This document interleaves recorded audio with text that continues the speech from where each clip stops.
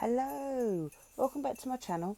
So in this video I'm going to use 4D sculpture gel. Now don't judge, right, because I have never used this stuff before, practicing with other things, but I've never actually used it on a video. So I'm going to try and make a candy cane, because I thought, well, they make it look really easy on the internet. No, it's not that easy. It's not that easy. I tell you something, you've got to keep everything wet. All moist, ladies. Keep it wet, because then it's easy to work with.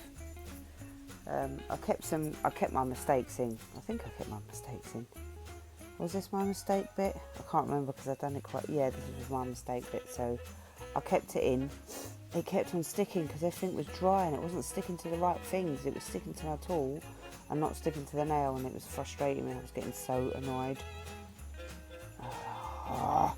So I just took it off and I started again and done it again because it just annoyed me. But with that bit, don't throw it away. Just mix it all together. What I did was I just mixed it all together. It made like a dark brown colour. And then what I did was I just wrapped it in a piece of plastic and then put it in my box with my gel pot with my 4D gels, so it's in the dark so it won't set. Don't throw it away, keep it. It's not, this stuff's expensive. Don't be throwing that stuff in the bin, So again, out of shot, but I managed to actually do what I wanted to do. So I got the white, rolled it into like a snake type of length. And then I've done the green and I've done the red. And I've done it on the back of my hand because I felt it was the easiest to do it on the back of my hand. Once I was happy with them, I just laid them down. And then I picked them all up and I twisted them. And I just twisted the lot together to make the candy cane kind of look. It could be better, but it's my first attempt at doing something with the 4D gel without having to, try and do something extravagant that I had to do with it. That's why I brought it, because I was trying to look. See, it just got stuck to itself. I was getting proper frustrated with it, I tell you. I'm like, stop getting frustrated. Just put it together, Mish. Just chill. So I managed to finally get it together because it sticks to each other. It's like they're vacuumed together. It's just really like frustrating. But I got them anyway. So once you're happy with your twist, you just cut up the top end, like you cut one end off. Oh, and always cover up your gels. Don't leave them open. You don't want them setting. It's like your glue. You don't want it setting. Add a little drop of water just so I could move it a bit. So the thing is, using 3D gels or 4D gels is the tools have got to be sort of wet. Do you know what I mean, to use? So once you're happy with the placement, I just cut the bottom off.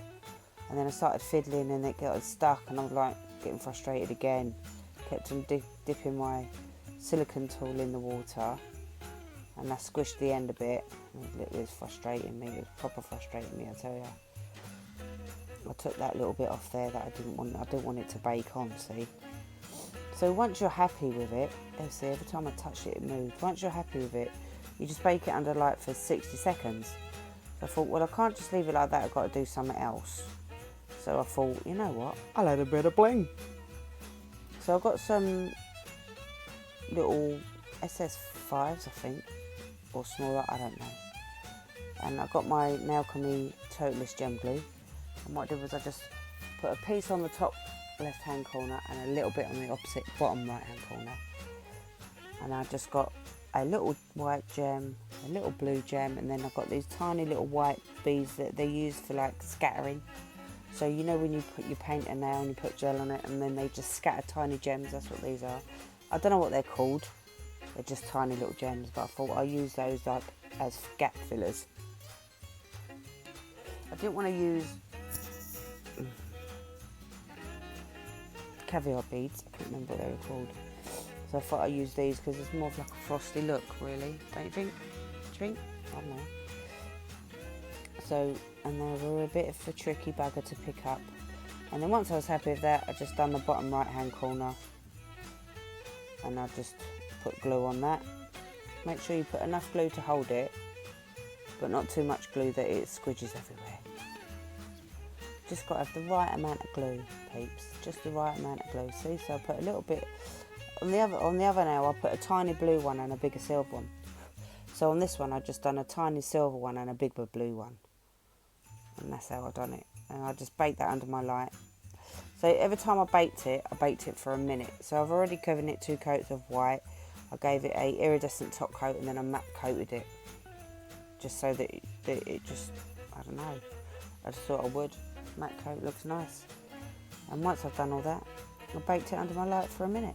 And this is what it looks like. Now coming up at the end of the video is a gonk that I made out of the plasticine gel, 3D gel, whatever you want to call it. But the video was so crap I'm not making it. But here's a little short clip. Hit like, subscribe and the bell, and I shall see you in my next video. Have a nice weekend. Ta-da. Bye.